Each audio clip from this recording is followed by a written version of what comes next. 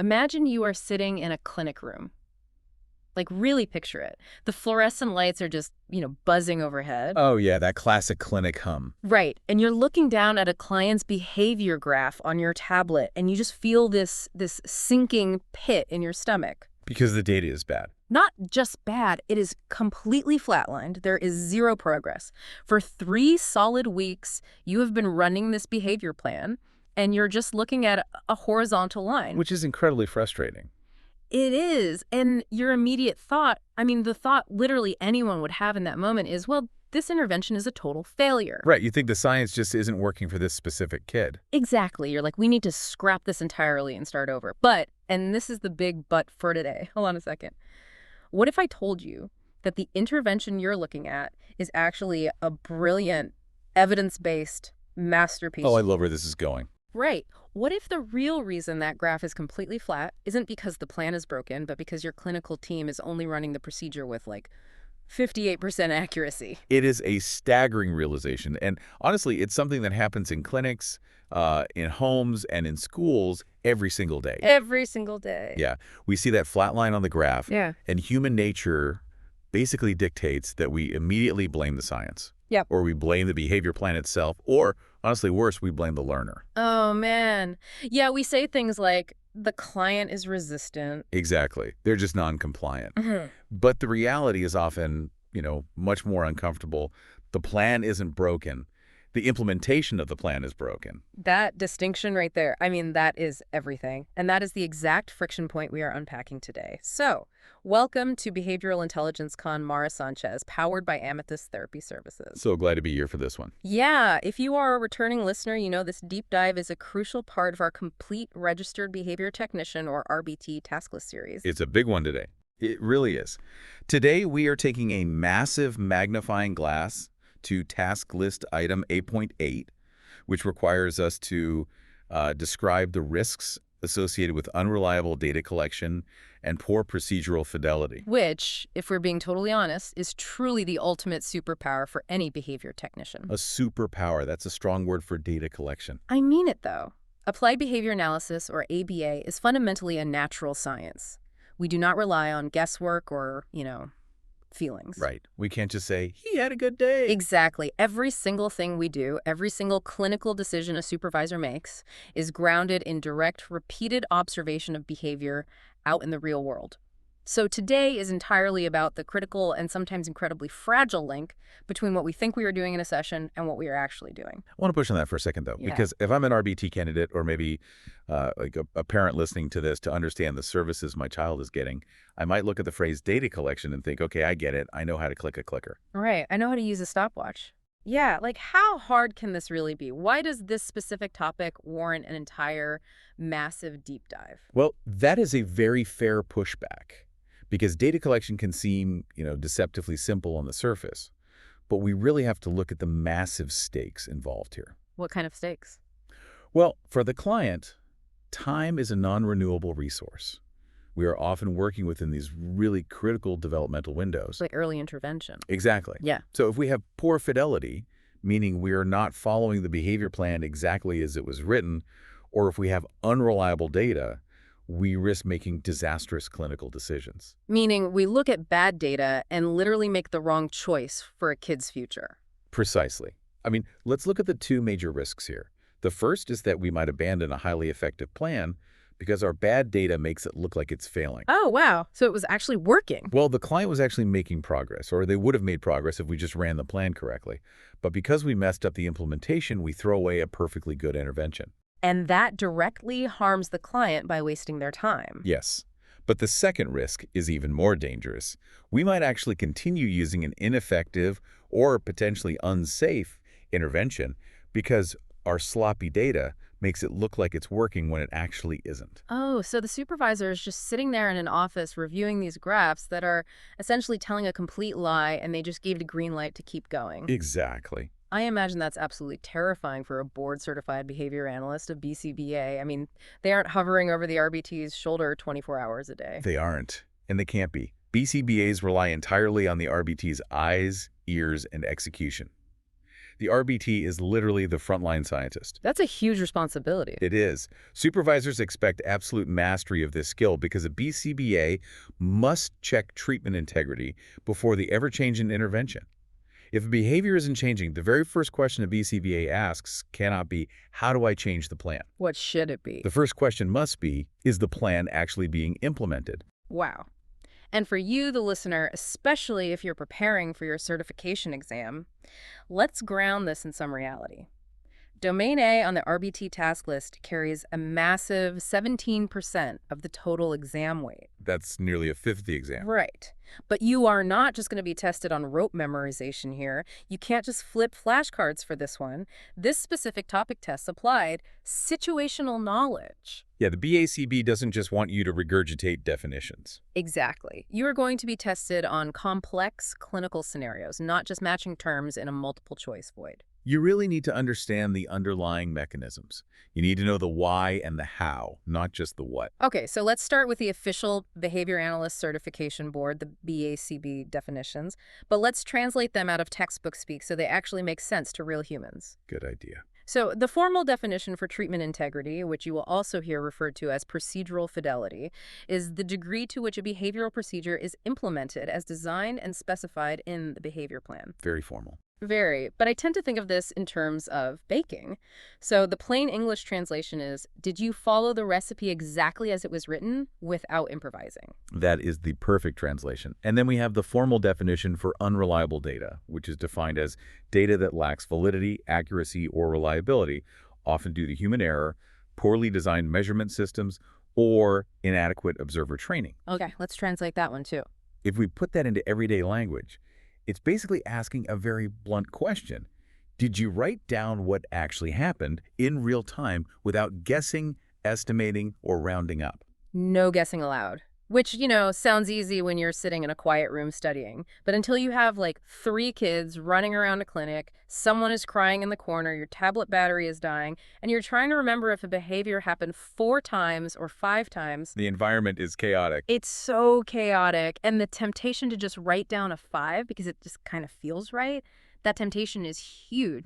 It is a massive temptation. And it is one of the most dangerous traps in our entire field. And to really understand why we are so rigorous about this, we have to pull back a bit and look at the history of our science. Okay, let's do a little time travel. There is a really foundational paper written by Baer, Wolf, and Risley in 1968. It was actually published in the very first issue of the Journal of Applied Behavior Analysis. Oh, the Holy Grail paper. Exactly. Yeah. JABA Volume 1, Issue 1. In that paper, they outline the 7 defining dimensions of ABA, basically the 7 rules that make ABA what it actually is. So before 1968, psychology was a bit of a Wild West, right? People were trying all sorts of things, but it wasn't always strictly systematic. Yeah, you had a lot of theoretical models, a lot of Freud, a lot of introspection, Okay. but Baer, Wolf, and Risley came along and said, if we want this to be a real applied science that changes lives, we need very strict rules. And one of those 7 rules, one of those dimensions is that our practice must be technological, right? Yes, and we need to clarify that word. In behavior analysis, technological doesn't mean using iPads or data software or fancy apps. Right. They didn't have iPads in 1968. Definitely didn't. Technological means that an intervention or a procedure is written down with such absolute, minute precision that any trained reader could pick it up and replicate it flawlessly. Oh, so it's like a blueprint. Or honestly, like a really intense Lego instruction manual. Like a highly detailed blueprint. If a procedure isn't described and then executed with absolute precision, it cannot be replicated. And if a scientific experiment cannot be replicated by another scientist, well, it isn't true science. Wow. In our context, a complete stranger who happens to be an RBT should be able to walk into your clinic tomorrow, pick up your client's behavior plan, and run the session exactly the way you do, with the exact same timing and delivery. That is what being technological requires. I love that. So if the behavior plan explicitly says, deliver the instruction, then wait exactly 3 seconds before providing a physical prompt. But, you're in a rush and you only wait 1 second before jumping in. When you've broken procedural fidelity. Right. You aren't running the science anymore. You have basically gone rogue, and you're running your own unauthorized, totally unapproved experiment on the client. Unauthorized experiment is a very stark way to put it, but it is clinically accurate. When you change the variables without permission, you are no longer doing what the data claims you are doing. The entire system falls apart. Let's break this concept of treatment integrity down even further for the listener, because saying just follow the plan is a bit vague, right? How does an RBT actually do this in real-world practice? We can break it down into 4 specific components that an RBT must execute flawlessly. This framework is actually laid out beautifully in the Amethyst Premium Study textbook, and it gives us a really clear roadmap. Awesome. Let's hit the first one. The first component is antecedent fidelity. Okay, and an antecedent is whatever happens immediately before a behavior occurs. Correct. So antecedent fidelity basically asks, did you deliver the correct discriminative stimulus, or SD? The SD being the instruction. Yes, the instruction or the environmental cue that signals to the learner that reinforcement is available. For example, if the behavior plan says you must hold up a blue card and clearly simply say match, did you actually just say match? What do people usually do instead? Well, did you hold up the card and say, hey, buddy, can you do me a favor and put this one with the other blue one? Oh my gosh, I see people do that all the time. We want to be conversational and friendly, so we add all this extra fluffy language. Exactly, because it feels more natural to us. But to a learner with autism, for example, match is one distinct sound, whereas can you do me a favor and put this one? It's just a massive, complex string of auditory information. They have to parse through all of that just to figure out what you want. It changes the entire neurological task for the learner. You have completely altered the antecedent. So that is a massive failure of antecedent fidelity. Okay, that makes sense. What's the second component? The second component is consequence fidelity. The consequence is what happens immediately after the behavior. So like the reward or the correction. Right. Did you deliver the correct reinforcer or the exact error correction procedure exactly as it was planned? Because the consequence is what actually drives the future behavior, right? If you mess that up, the behavior doesn't change. Yes. For example, let's say the behavior plan dictates that when the client gets the answer right, you must deliver a specific behavior-specific praise statement, like, great job matching the colors, and you have to hand them a token. Okay, praise plus token. Right. Did you deliver both of those things immediately? Or did you just casually say good job from across the room and totally forget to give them the token?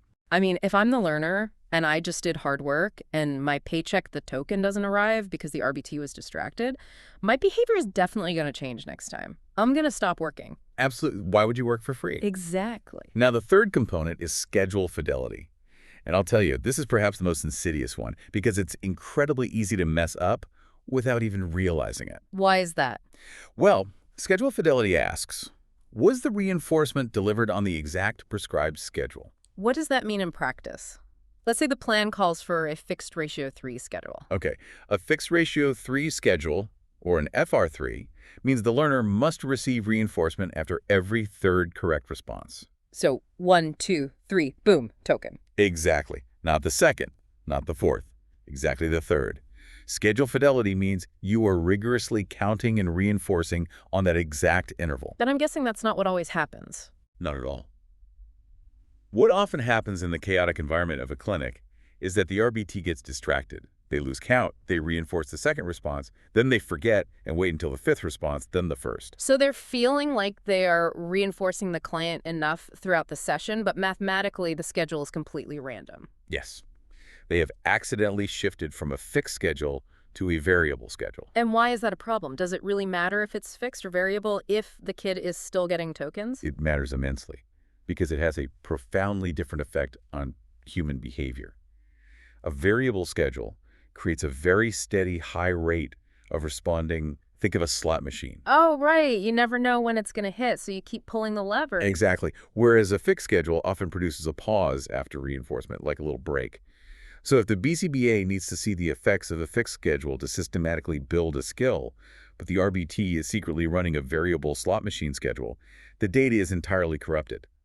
The BCBA is analyzing data for an FR3 when an FR3 never actually occurred. That is so wild to think about. Okay, so we have antecedents, consequences, schedules. What's the fourth component? Finally, the fourth component is prompt fidelity. Prompts being the extra help we give a learner to make sure they get the correct answer right, like pointing to the right card or maybe physically guiding their hand. Exactly.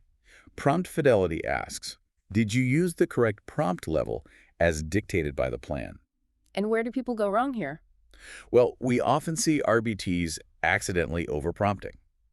They are in a rush, or they just really want the client to succeed quickly, so they physically guide the client's hand before giving the client a chance to try independently. Because it's faster. It's much faster, but it creates prompt dependency. The learner stops trying because they know you'll just do it for them. It leads to learned helplessness. And what about the opposite? On the flip side, we see underprompting. This is where an RBT lets a learner struggle and fail repeatedly to the point of severe frustration instead of stepping in with the planned prompt. So they're supposed to point to the answer to help the kid, but they just sit there and watch the kid get it wrong 5 times in a row. Right, which totally destroys the momentum of the session and spikes the client's anxiety. Wait, I want to pause on all of this for a second.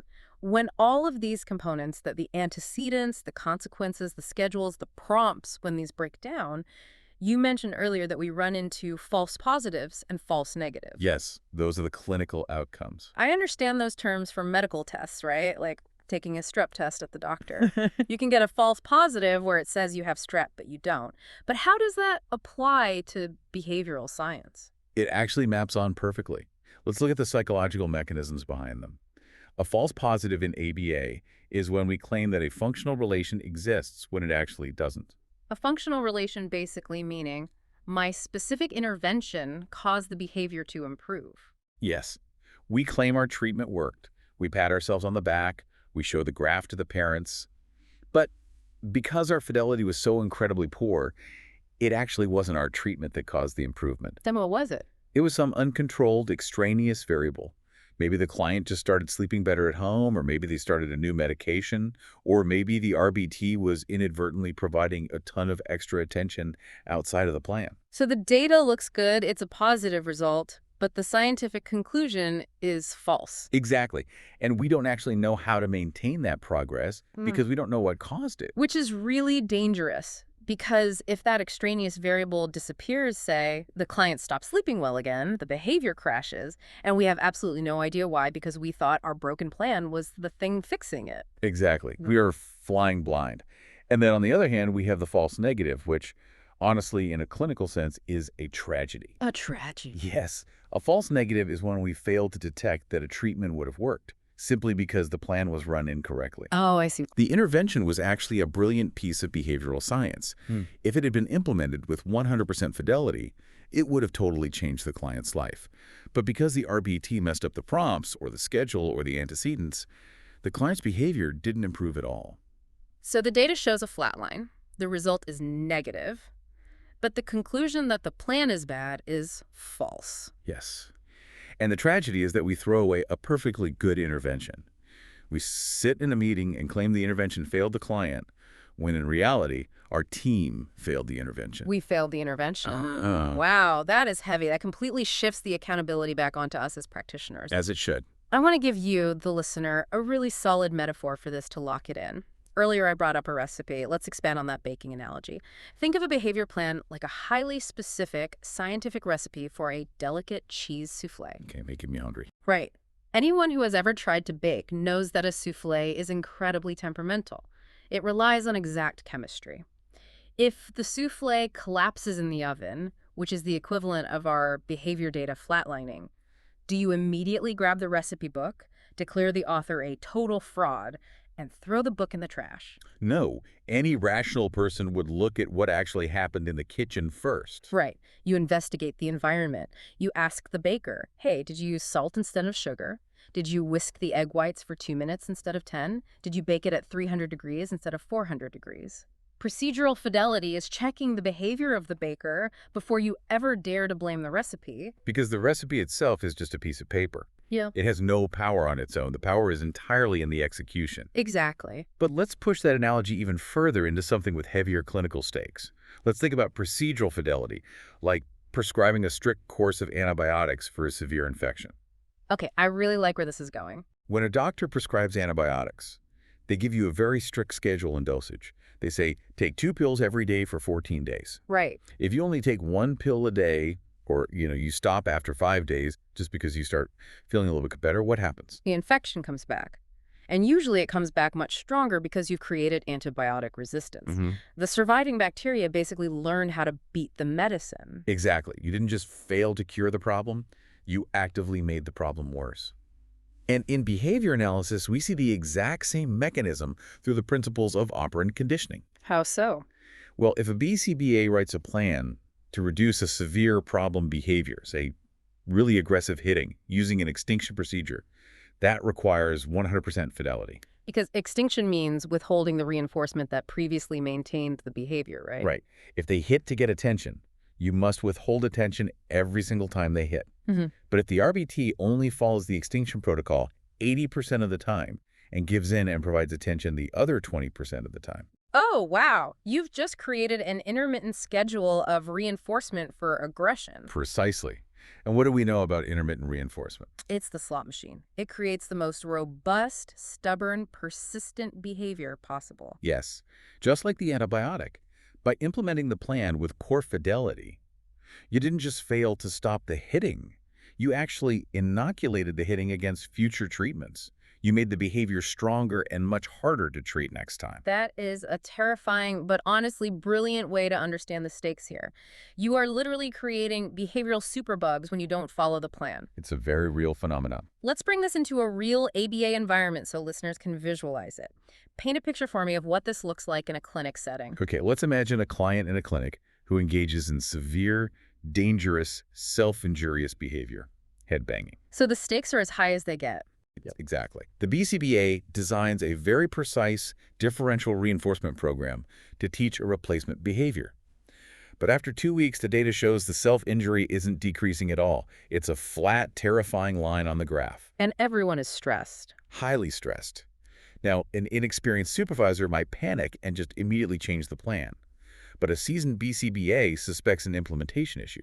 So the BCBA has an objective. Trained observer discreetly watch the staff run the program for an entire day, taking data on the staff's behavior, not the client's. Wow, okay. The observer calculates a fidelity score of 62%. Meaning that 38% of the time, the highly trained staff are just doing it wrong. Why? I mean, are they just lazy? It is rarely laziness. It is usually a breakdown in training or environmental chaos or just severe emotional burnout. But regardless of the reason, the clinical reality remains. The intervention itself isn't failing. It's that 38% gap. Yes. The 38% of the time that staff are delivering the wrong antecedent or failing to deliver the consequence quickly enough or missing the reinforcement schedule entirely, that gap is what's ruining the outcomes. So the kid isn't broken. Not at all. Yeah. The client's behavior is actually perfectly lawful. It is responding exactly as it should to the flawed, inconsistent environment the staff is providing. Okay, but that's a clinic, right? With trained professionals. What about when we step outside the clinic? Because a massive part of ABA is parent training in the home setting. Oh, home settings are a whole different ballgame. Right. Let's say a BCBA gives parents a complex pediatric feeding protocol script. The child refuses to eat solid foods, so they have this step-by-step plan. A week later, the data comes back, and it's totally unreliable. The graph makes absolutely no sense. The parents say it isn't working at all. This happens all the time in home settings. And when we investigate, we often find the parents are just skipping steps. They are omitting the parts of the protocol they find too difficult or emotionally exhausting or just uncomfortable. Which, I mean, as a parent myself, I completely understand. If the protocol requires you to watch your child cry over a piece of broccoli for 10 minutes without comforting them, that goes against every biological instinct a parent has. It is a deeply human response. We can't blame them for having empathy.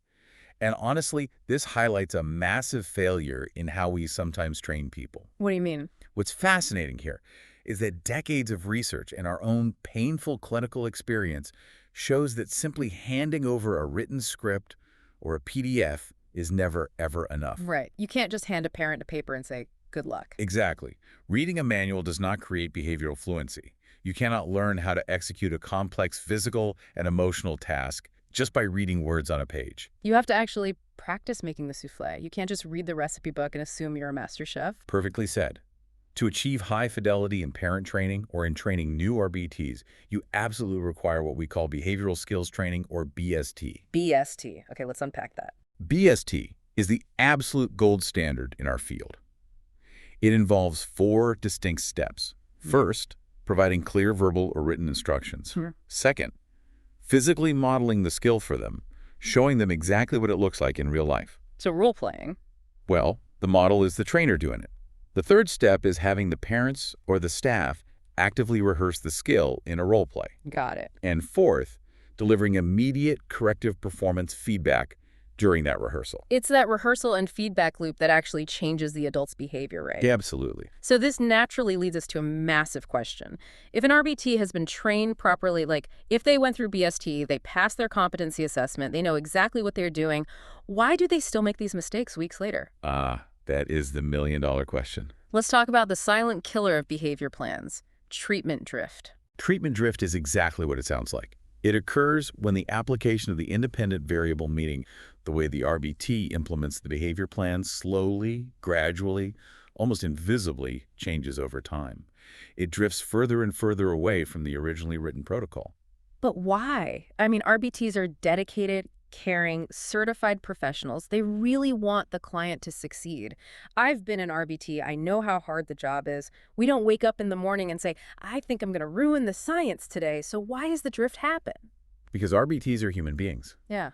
And human behavior is subject to the exact same laws of operant conditioning as our client's behavior. We are not immune to the science. Oh, wow. Okay, explain that. Let's look at the operant conditioning of the RBT themselves. An RBT might implement only the parts of a procedure they favor because it requires less response effort. It's just easier. Right. Or let's take a classic example, placing a behavior on extinction. The client tantrums, and the plan says to withhold attention completely. But when you do that, you get an extinction burst. The tantrum gets much, much worse before it gets better. Exactly. And a screaming, thrashing extinction burst is an incredibly aversive stimulus for the RBT. It is highly stressful. It literally hurts their ears and makes them anxious.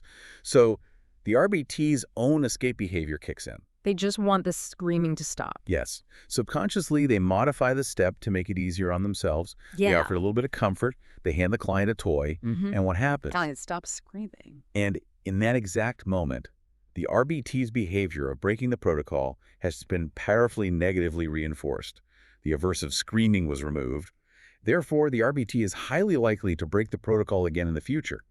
The client is literally shaping the RBT's behavior. That is mind-blowing. We think we are modifying the client's behavior, but in reality, the client is modifying ours. And because it happens so gradually, we don't even realize we've drifted. We also see a classic scenario related to environmental barriers. The RBT only runs the full, perfect, exhausting behavior plan when the BCBA is physically in the room observing with a clipboard. Oh, the clipboard effect. Right. The BCBA acts as a discriminative stimulus for perfect fidelity. But the moment the BCBA leaves, the response effort is just too high, the accountability drops, and the RBT drifts back to the path of least resistance. Wow. Okay, so that covers treatment drift. What about actual logistical data collection errors? Because I've seen some wild ones in my time. The one that always gets me is people confusing frequency with rate. Oh, this is a fundamental measurement error. It happens constantly. Right. If you sit there and count that a client hit their head 10 times, that is a frequency count, just a raw number. Yes. But if you don't write down that your observation session was 2 hours long, a BCBA cannot calculate the rate. 10 times in 2 hours is very different than 10 times in 10 minutes. It tells a completely different clinical story. If you don't record the time, the count is basically useless contextually. And the other massive error I see is people retroactively estimating counts at the end of the day. Oh, this is the worst one. You know, you're packing up your bag, the clinic is closing, and you think, oh man, I totally forgot to track aggression. I think he hit his head about maybe 15 times today. Yeah, let's just write down 15. Estimating data at the end of the day is a catastrophic violation. It completely invalidates the measurement. The Cooper, Heron, and Heward textbook, which is essentially the absolute Bible of our field, explicitly points out that human error is the single biggest threat to measurement accuracy. And estimating is pure human error. When you estimate, you aren't recording data. You are recording your emotional memory of the day. If it felt like a bad day, you'll guess a higher number. If it felt like a good day, you'll guess lower. It's completely subjective. It is the absolute opposite of a natural science. Now, in defense of the RBTs, this often stems from poorly designed measurement systems created by the BCBAs themselves. If a supervisor gives an RBT a paper data sheet that is incredibly cumbersome, has tiny little boxes, and requires them to look away from a fast-moving, potentially aggressive client for 30 seconds at a time just to record one single data point, well, data accuracy is going to plummet. The environment is setting the RBT up for failure. That makes total sense. So how do supervisors actually fix this? If a BCBA realizes fidelity is tanking and data is bad, they can't just point fingers, yell, and say, hey, do better. That isn't behavioral at all. A competent supervisor relies on database decision-making for their staff, not just their clients. If fidelity is low, they don't rely on intuition or blame. They might utilize a tool like the Performance Diagnostic Checklist, or PDC. What does that do? This helps them find the actual root cause of the staff's performance issue. Is it a lack of knowledge? Is it a lack of resources? Is the response effort too high? So they analyze the staff's environment just like they analyze the client's. Exactly. Often, the solution involves simplification. The BCBA needs to make those data collection systems easier to use, maybe moving from a complex paper sheet to a simple digital clicker, significantly reducing the response effort. Or using standardization. Right, like providing clear, concise scripts for parent training. But most importantly, as we discussed, they return to behavioral skills training. Rehearsal and active, positive performance feedback are the undisputed gold standard for getting procedural fidelity back to 100%. Okay, listener, it is time to put you in the hot seat. We've talked theory, we've talked mechanisms, now let's see how you apply it. I want to challenge you to test your knowledge with 5 mock exam questions pulled straight from the Amethyst mock exams. These are great for prepping. So I'm going to read a clinical scenario and the possible options. I want you to mentally lock in your answer. Then our expert here will break down the rationale, the why behind the right and wrong choices. Ready? Let's go. Here's question 1. Imagine an RBT realizes she forgot to collect data for the last 10 minutes of a chaotic session. She feels like she knows generally what happened, so she just estimates the counts based on her general impression before submitting the graph. This action. Imagine an RBT realizes she forgot to collect data for the last 10 minutes of a chaotic session. She feels like she knows generally what happened, so she just estimates the counts based on her general impression before submitting the graph. This action, A, is acceptable if the estimate is mathematically close to reality. Imagine an RBT realizes she forgot to collect data for the last 10 minutes of a chaotic session. She feels like she knows generally what happened, so she just estimates the counts based on her general impression before submitting the graph. This action, B, violates data integrity and the BACB ethics code.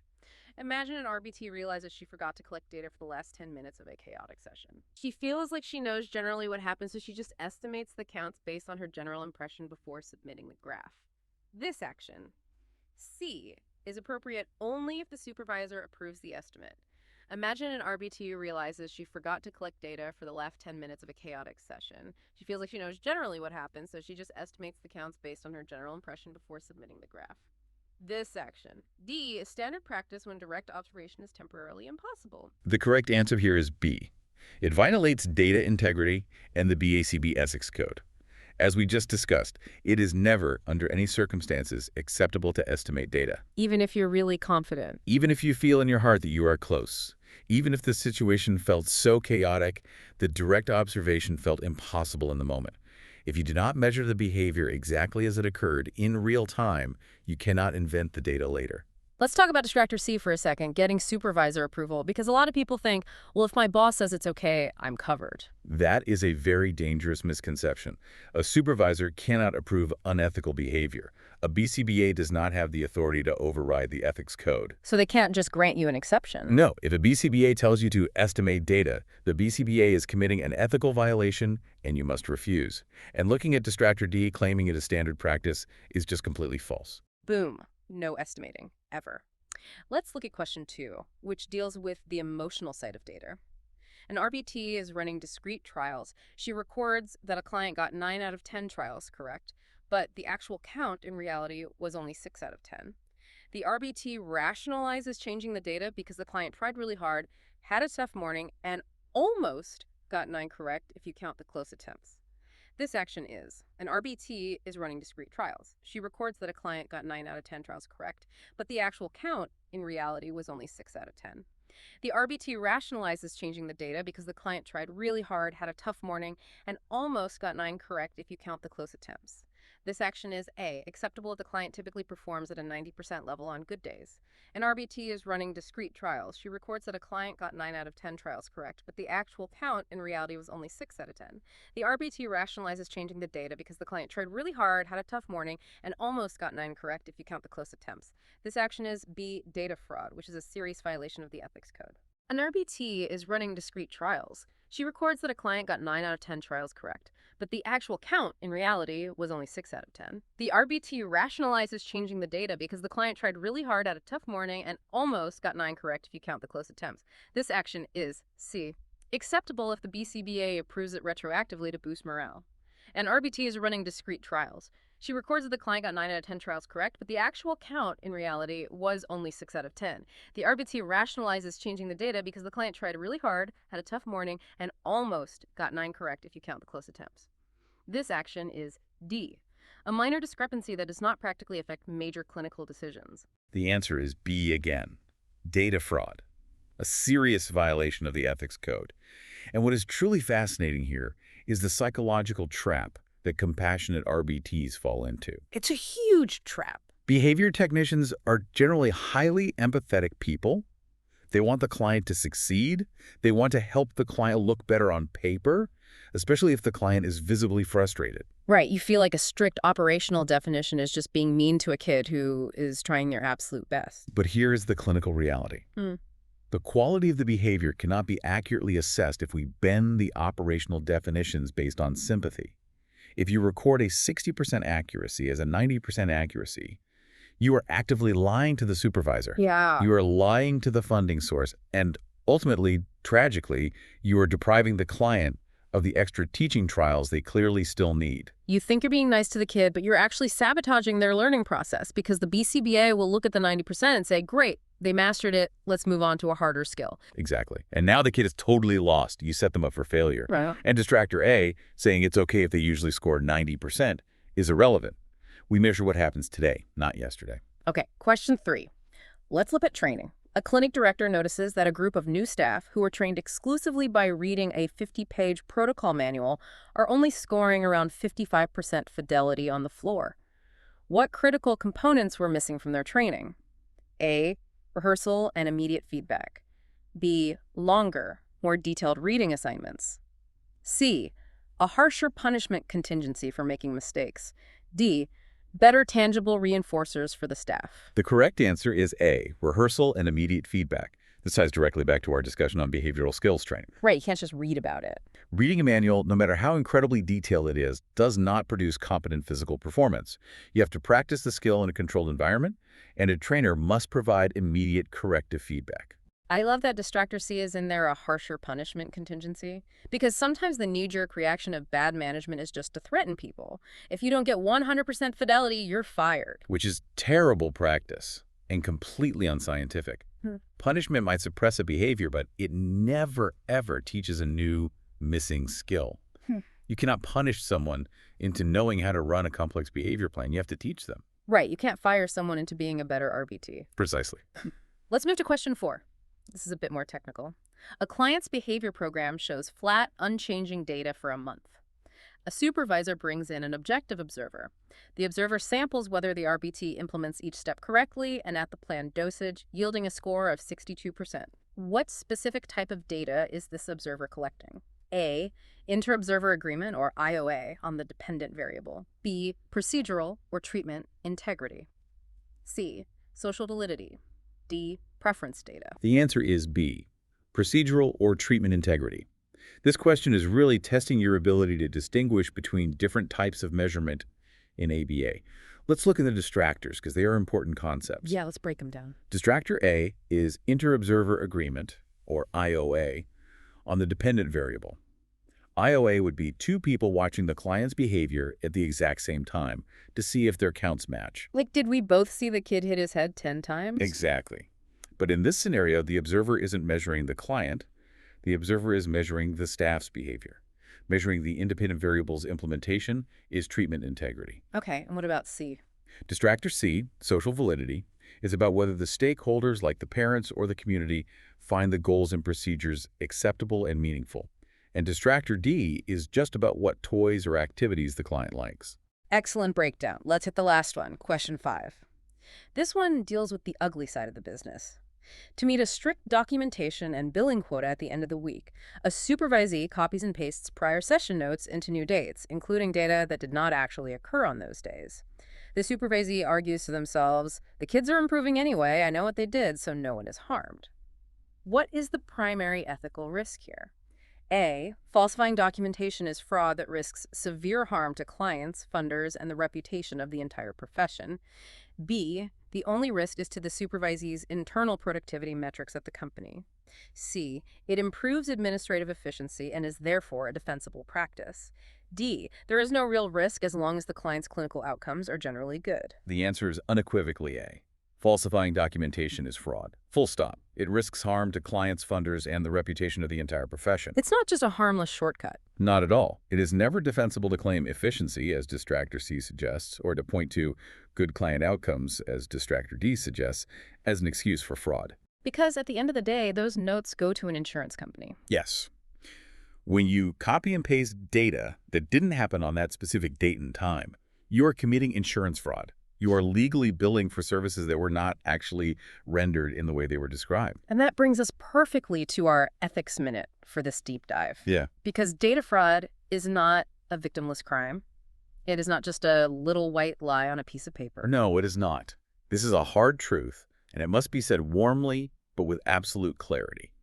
Altering, omitting, rounding, or backfilling data is data fraud. Wow. It simply does not matter if your intent was pure. It doesn't matter if you wanted to save time because your caseload is overwhelming and you were stressed. It doesn't matter if you wanted to help the client look good because they had a rough day and you felt bad for them. If the data is manipulated in any way, the entire scientific foundation of our field crumbles. I want to talk about scope of practice here because I think RBTs often feel caught in the middle.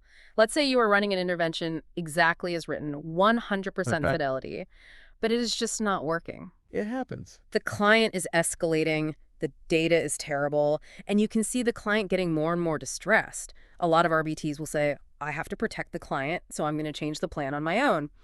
Can they do that?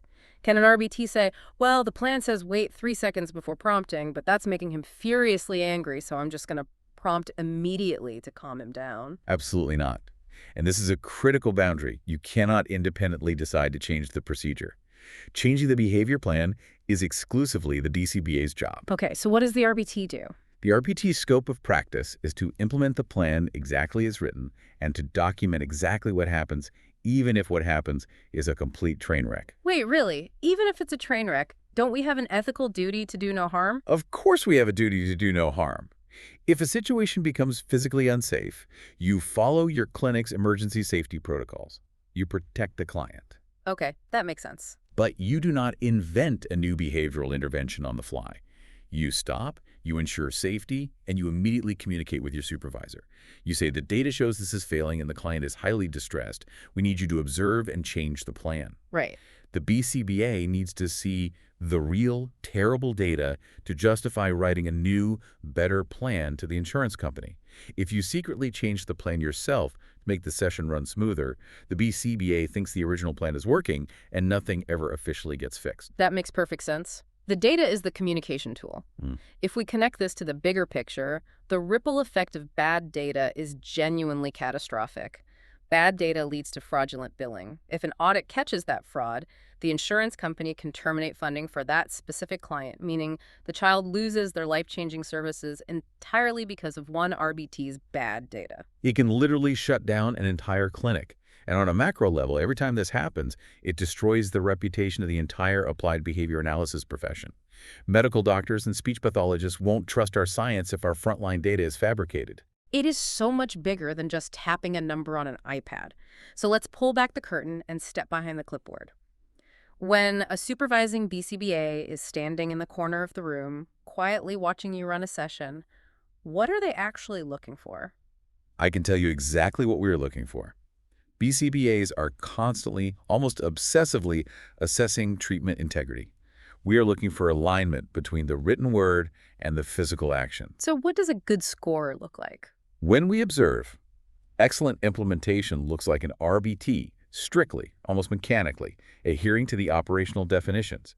It looks like executing the antecedents, consequences, prompts, and schedules flawlessly, without hesitation. And crucially, it looks like taking data instantly right when the behavior happens, not 5 minutes later. And what does poor implementation look like to a supervisor? What makes a BCBA cringe? It looks like the treatment drift we discussed. It looks like taking shortcuts, for example, failing to thin a reinforcement schedule.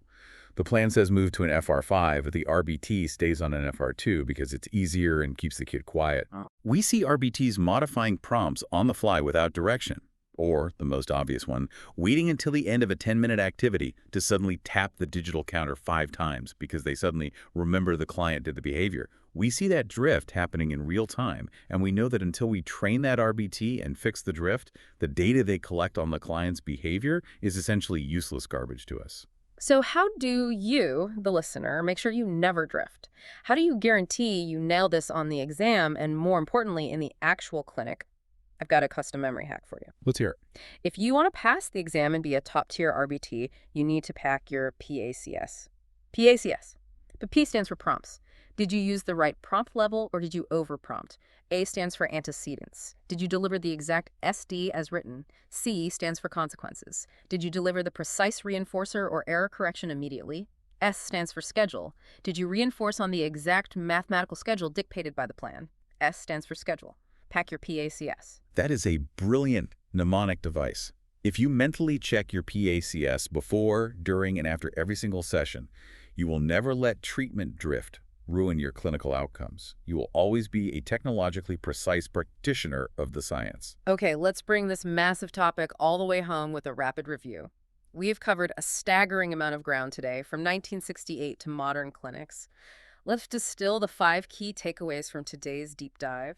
Number 1, procedural fidelity means implementing the behavior plan exactly as designed with minute precision, just like following a very strict scientific recipe. Number 2, unreliable data inevitably leads to disastrous clinical decisions. You risk abandoning highly effective plans, which causes false negatives, or you risk keeping totally ineffective ones, which causes false positives. Okay, number 3, treatment drift is the silent killer of behavior plans. It happens when implementation gradually shifts away from the written protocol, usually because of the RBT's own operant conditioning and environmental barriers. Number 4, the ethical red line. You must never estimate, backfill, round up, or alter data. Doing so is data fraud, period. Your good intentions do not excuse the act. And finally, number 5, the fix. To achieve high fidelity, simply reading a manual or handing someone a PDF isn't enough. You absolutely need behavioral skills training, clear instructions, physical modeling, active rehearsal, and immediate performance feedback. Exactly right. The science of human behavior requires active practice. What an incredibly illuminating deep dive today. If you found this valuable, if it made something click for you, please share this with a fellow RBT, a candidate studying for their exam, or really anyone who might be struggling with Domain A concepts. This isn't just test prep. This is the foundational bedrock that makes everything else we do in this field actually work. And if you want to dive even deeper into the materials, the historical context, and the mock exams we used to build today's lesson, head over to amethysttherapyservices.com. You can check out the Amethyst BCBA Mastery Program and the RBT Premium Study Textbook. We started today by talking about that flatlined behavior graph and the sickening feeling that the intervention was a total failure. And we arrived at the realization that maybe the science wasn't broken at all, but our execution of it was. It's a deeply humbling thought, isn't it? It is incredibly humbling. And I want to leave you with one final perspective-shifting question to mull over tonight. The next time a client's problem behavior spikes unexpectedly or their skill acquisition completely flatlines, pause before you react. Ask yourself, is the client's behavior actually the problem? Or is their behavior just a perfectly lawful, accurate, and scientifically sound response to our own inconsistent treatment drift? Before we ever presume to assess the client, we have to assess ourselves.